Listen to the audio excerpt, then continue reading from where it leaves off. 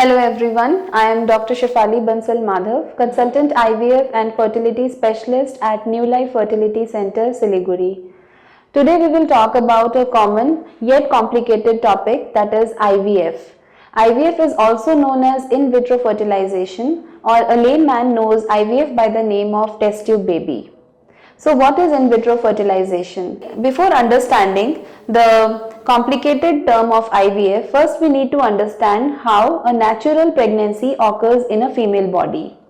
I will show you a diagram where we can see the female body. This is the uterus of the female. This is the fallopian tube. There are two fallopian tubes, one on the left side and one on the right side. This is the ovary where the egg gets ready. Now in a natural menstrual cycle, the egg gets ready in the ovary. It reaches the fallopian tube at the time of ovulation. Now at the time of ovulation, the sperm enters the uterus and it meets the egg through the tube, and the fertilization, that is the meeting of the egg and the sperm, it happens in the tube, and then the embryo which is formed travels into the uterus, and then the pregnancy settles down into the uterus. Now the infertility patient may have problem in one of these important steps because of which they are not able to conceive. So what is in vitro fertilization? It is IVF or test tube baby. Who are the patients who will require in vitro fertilization? Suppose a woman has the blockage of fallopian tubes. If she has both the fallopian tubes which are blocked, the sperm and the egg are not able to meet each other because there is a blockage in the fallopian tube. Suppose there is a severe male factor infertility, that means the sperm count is very low or the motility of the sperm is very poor. In that case, the sperm will not be able to travel into the uterus and meet the egg or fertilize the egg. So, the IVF procedure can help this kind of sperm to fertilize the egg. If a patient has multiple failed IUI cycles, or if there is an unexplained infertility, that means the ovulation is happening, the sperms are reaching, the sperms are good, but the pregnancy is not happening, that means the fertilization in the tube is not happening. So this case can be fertilized in the laboratory, and this can help the couple to become pregnant. In case of severe endometriosis or in case of severe polycystic ovarian syndrome where the ovulation doesn't happen, can also be benefited by IVF procedure. Another important is the egg donation, where the females have advanced reproductive age, where they do not have good eggs in their own ovaries. They can take eggs from the egg bank, that is through the egg donor, and this egg can be fertilized using the husband's sperm in the laboratory, and this embryo can be transferred into the female uterus. Another important is surrogacy. Suppose a female's uterus is not good, she is not able to conceive in her own uterus. In this case, the embryos which are created in the laboratory can be transferred into some other woman's uterus, and she can carry the pregnancy for 9 months and deliver the child and give to the intended couple. So there are many indications of IVF and many couples can benefit from this procedure. So how do we do a IVF cycle? Basically, it's a complicated procedure, but I will explain in simple. The patient is first evaluated. We do the basic evaluation of the couple.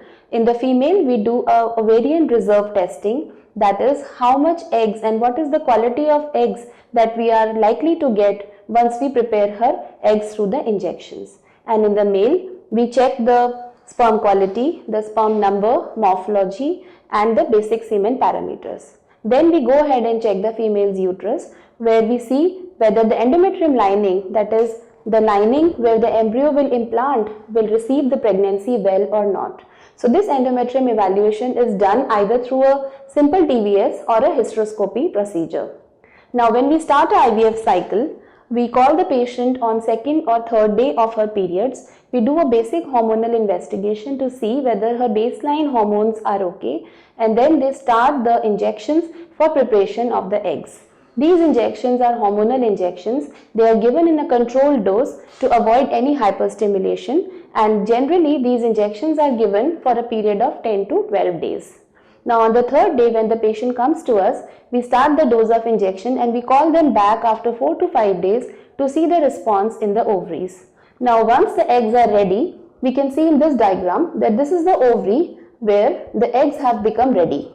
These are the follicles which can be measured by a simple transvaginal ultrasound, and we can see the size of the follicles. And once the follicle size is 18 to 20 millimeter, that means the egg is ready. We take them out of the body through a simple small procedure that is called as ovum pickup, which is done under anesthesia. It is a 15 to 20 minutes procedure where the eggs are taken out with the help of a fine needle from the vagina, and then we get the eggs in the laboratory. Now here, once we have the eggs in the laboratory, we can see the quality of the eggs, whether they are mature, what is their quality under the microscope. Now on the day of ovum pickup, the husband provides the sperm sample. So when we get the sperm sample in the laboratory, the sperm is processed in a andrology laboratory and the best sperms are selected from the sperm sample. And then the sperms and the eggs are fertilized in the lab and under an expert embryologist guidance, and then we see for the growth of the embryos in the laboratory. Now this culture conditions in the laboratory, they take about 3 to 5 days for the embryos to get ready. Now on the first day we see whether the embryos have fertilized well, whether the eggs are fertilized well, and subsequently we see for the growth of the embryos. If we see that good quality embryos are developing, the good quality embryos are selected and then they are transferred back into the uterus of the female where the endometrium is ready. Sometimes we may freeze these embryos if the uterus is not ready in this cycle to accept the pregnancy. Then we can freeze these embryos and we can transfer them in the subsequent cycle. This procedure is known as a frozen embryo transfer or a FET cycle. Now, what are the success rates of IVF? Generally, if we see what are the infertility factors in a couple, a good IVF cycle will give us a good quality embryo and a good quality endometrium. If the embryo quality is good, then the endometrium is also good, then the chances of pregnancy are as high as 70 to 80% in IVF cycles. We also do egg donation cycles where the female has advanced reproductive age and her egg quality is not good, or a patient has undergone a previous IVF cycle where her own eggs or the embryos were not good and the quality is poor. In these cases, we can take eggs from the egg donors, which are younger females, and then we have a better quality embryo and subsequently we have a better success rate. Now there are 2 more procedures which I would like to explain in an IVF cycle which can add to the success rate of the IVF procedure. One is a blastocyst transfer. Now as we have explained that this embryo growth is studied in the laboratory, we see that the embryos generally they get formed by 3rd day after fertilization. A blastocyst culture ensures that the embryo is taken up to 5 days of growth and the embryos which are growing up to 5 days are known as blastocysts. So the embryos which are growing into the blastocyst stage are the better embryos, and when they are selected for transfer, they are likely to give a better result. Another method that we can do is a laser assisted hatching.